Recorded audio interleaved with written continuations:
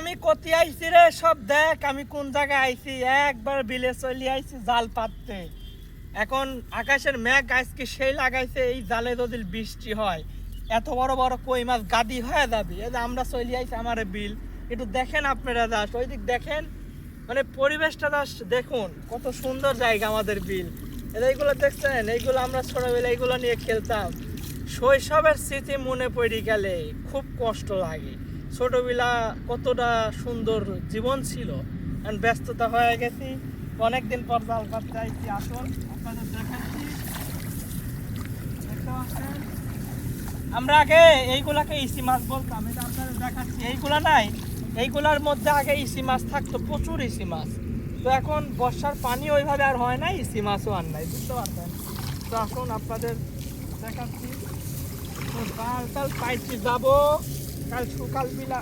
এ রে তালে পেঁচ লাগছে রে, বাহ এ তালে পেঁচ লাগলেই তো শান্ত লাগি যাবে না। সব কই পাইছে। হ্যাঁ হ্যাঁ দেখতে পাচ্ছেন, সেই রকম লাগছে আমার, সেই লাগছে। এখন আমি প্রথমে একটু কষ্ট হবে নি, পরে ঠিক হয়ে যাবে নি, বুঝতে পারছেন।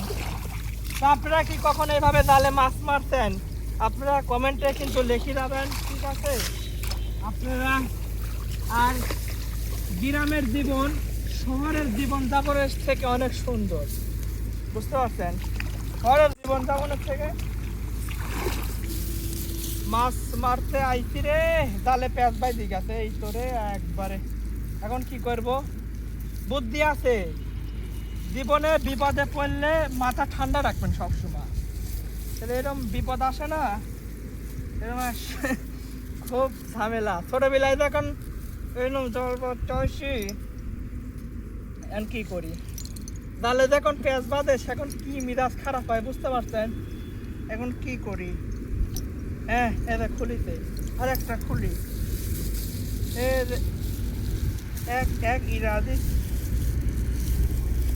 জালে পেঁচ বাঁধলে বুঝতে পারছেন একবারে মিজাজ খারাপ হয়ে যায়। এখন চলে আইছি, পাতাও শেষের দিকে।